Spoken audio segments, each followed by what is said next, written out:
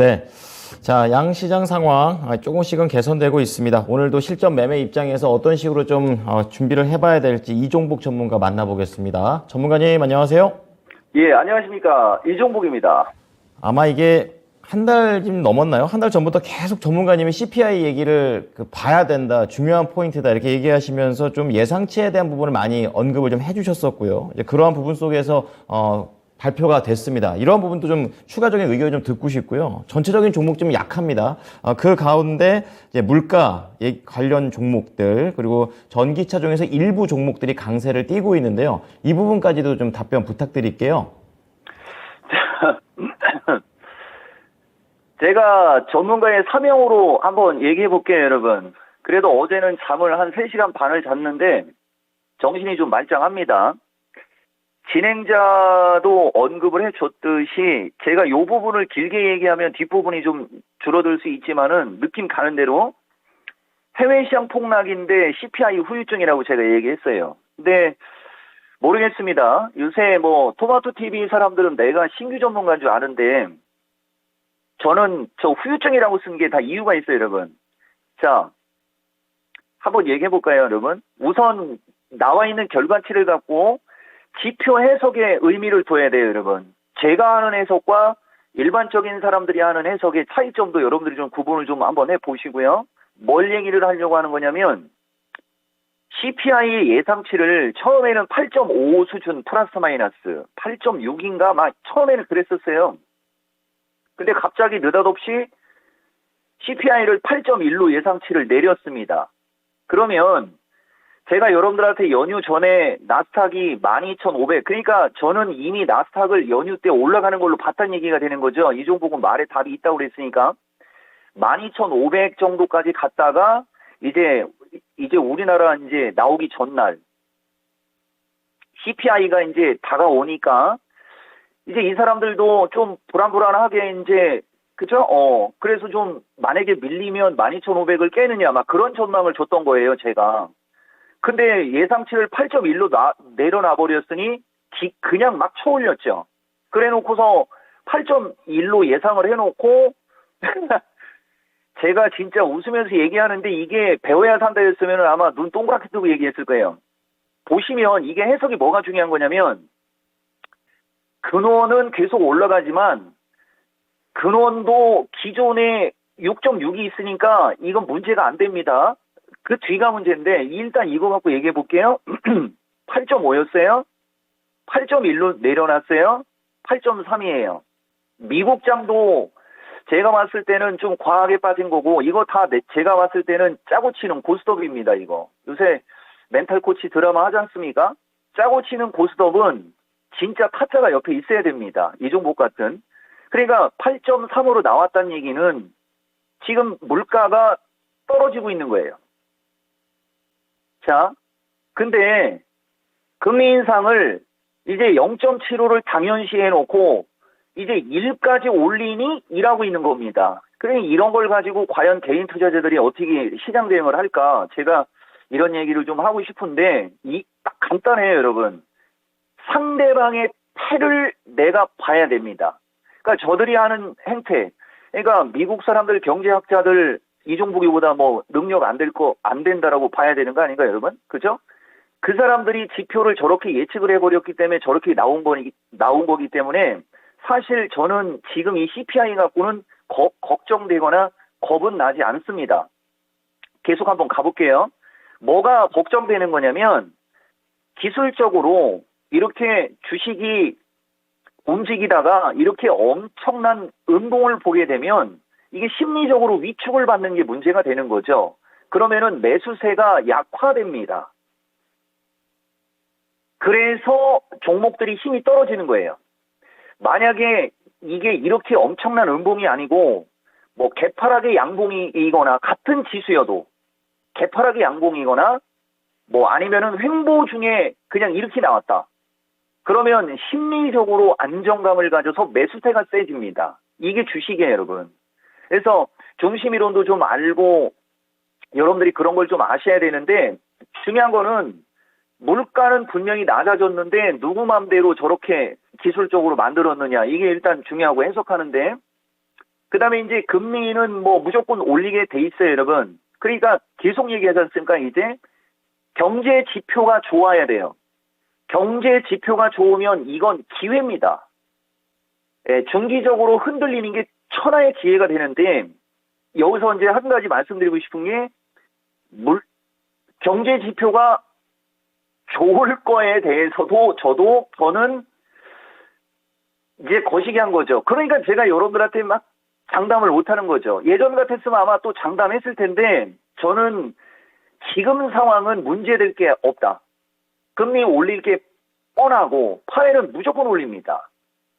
그러면 경제지표가 좋아진다면 이 변동성도 어느 정도 사그라질 텐데, 경제지표는 저도 모르겠고요. 그래서 그 정도 얘기해드리고, 기술적으로도 보시면은 이게 단기적으로 이 중심이론인데 55일 하락하고 55일 가까이 올라간 게 이쪽 어딘가였을 거예요, 여러분. 그러니까 하락하는 게 당연했던 거죠. 근데 이쪽에 쌍봉이 나왔단 말입니다. 여기에 쌍봉이 있어가지고 여기도 쌍바닥이 나올 수도 있어요. 그러니까 무슨 얘기냐면은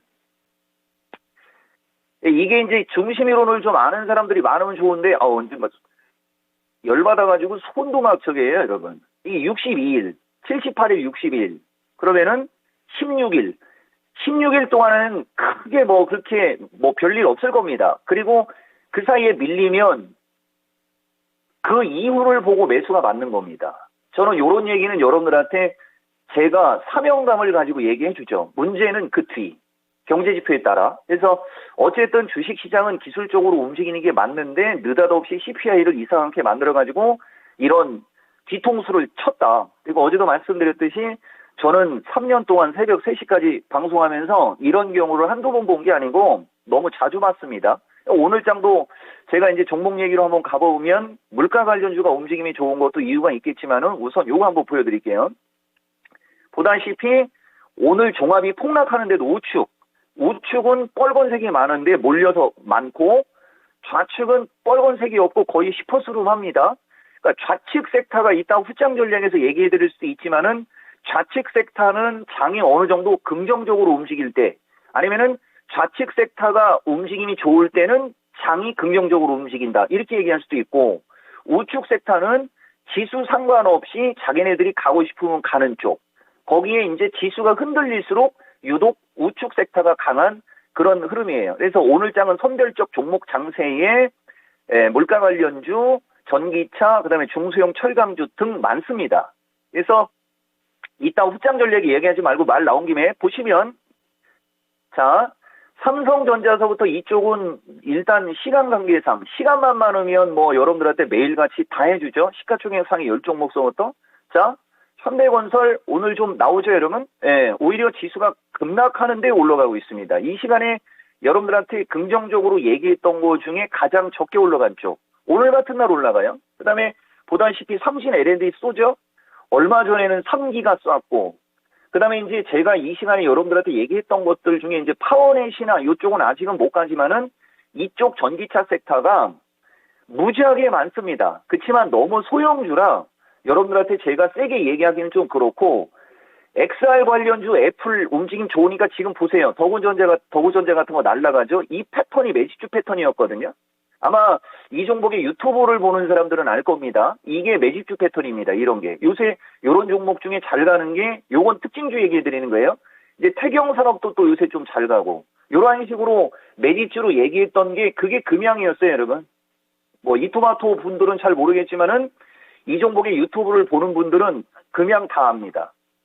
요런 차트가 매집주형 차트로 지금과 같은 장에서 움직임이 좋죠. 그래서 지금은 종합은 뭐 변동성 나오는 건 인정해야 될 것 같고 종목은 선별적 종목 장세로 가야 되는데 가급적이면은 최근에 움직임이 좋은 쪽 위주로 붙는 게 좋을 것 같고 지금 시장의 특징도 그렇다. 이렇게 정리할 수 있습니다.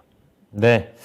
자, 그러면 오후장에 대해서 들어볼 말이 좀 많은 것 같습니다. 어떤 부분으로 접근해 봐야 될까요? 수익을 내시려면 제가 312 안착 체크라고 했어요, 여러분. 딱 이것만 기억하시면 될 것 같아요. 뭐를 기억하셔야 되냐면 제가 여러분들한테 이 시간에 방송을 하면서 중요한 지수 때 우리가 그걸 마디가라고 하거든요. 얘기를 좀 해드린 게 있어요. 제일 중요한 건 310짜리. 그러니까 종합이 310 위쪽에서 뭐 왔다리 갔다리 아니면 310을 중심으로 오르락 내리락을 한다. 310짜리 정도에서 움직여줄 때는 종목들이 약간 좀 선별적으로라도 움직이는 좀 어느 정도의 개별주 매매 능력이 있고 요런 분들이 아마 괜찮으실 거고요. 315 위에서 움직일 때는 이 종목이 여러분들한테 괜찮아 보인다, 좋아 보인다 이런 식으로 말씀드리는 주식들은 10개 중에 8, 9개는 아마 움직임이 좋을 겁니다. 대표적으로 보시면은 지금 313 쪽으로 붙으니까 어제 아지넥스 특징주 얘기할 때 요것도 남들보다는 약하지만 매력 있고 경쟁력 있다라고 얘기했지 않습니까? 오늘 플러스 나죠. 그 다음에 32TNC도 이제 슬슬 움직일 때 됐습니다라고 얘기했죠? 1%밖에 안 빠지죠. 그 다음에 뭐 로보티스 여기 레인보우하고 뭐 이쪽은 오늘도 플러스입니다.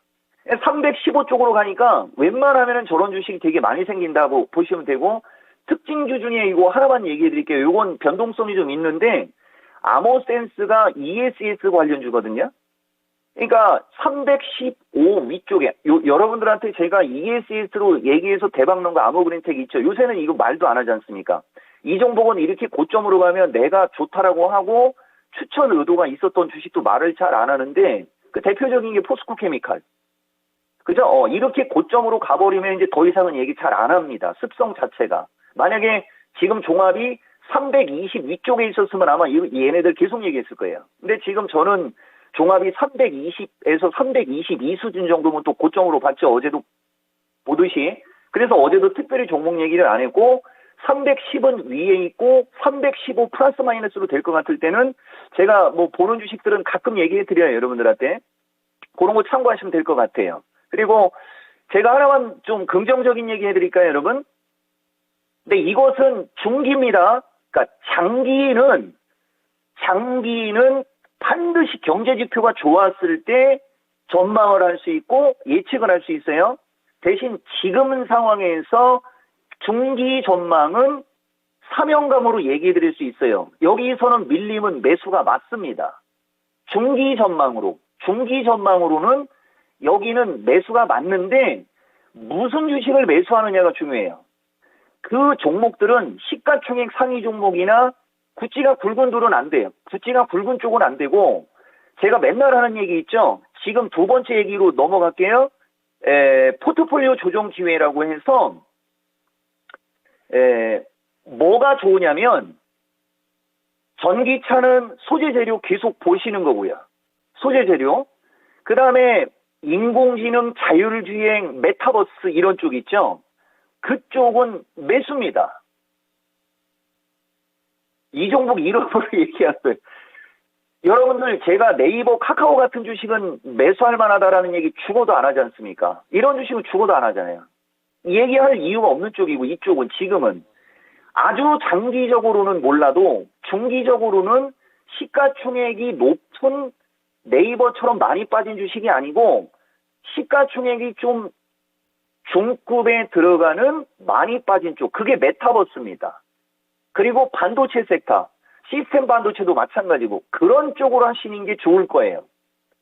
그 다음에 이제 지금 좋은 쪽은 펫배터리, 걔네들이 다 이어지는 거라고 그랬죠. 리튬, 니켈, 코발트, 망간 막 이런 거. 아까 태경산업도 요새 제약 섹터로 올라간다고 뉴스 나오는데 아니에요. 저거 니켈 관련주로 올라가는 겁니다. 니켈. 어제 미국장도 저렇게 나락으로 갔어도 컴다운. 보시면 리튬, 니켈 관련주들은 개파락의 양봉이죠. 이 캔들 자체가. 근데 이쪽 종목들, 정통성이 있는 나스닥 종목들은 죄다 장대 연봉. 니켈, 리튬 이런 종목, 태양광 이쪽은 개파락의 양봉이 많죠. 이런 게 하나의 힌트입니다. 그래서 CPI 뒤통수 오지게 맞았으나 걱정할 건 없다. 지들이 짜고 치는 고스톱이었고 저 정도를 예측하는 사람도 있었다라는 거. FOMC 때까지는 지금 상황은 밀리면 중기 관점으로 매수 의견 맞다. 다만 장기적으로 경제 지표에 따라 장기 전망은 바뀔 수도 있다. 이런 말씀 드리고 싶습니다. 네, 선물 지수 포인트별로 대응 전략 말씀해 주셨고요. 단기, 중기, 장기 전망별로 약간씩은 미묘하게 다른 봐야 될 섹터라든지 시가총액 중형급 종목들 잘 체크해 보겠습니다. 오늘 내용 감사합니다. 예, 고맙습니다. 이종복입니다.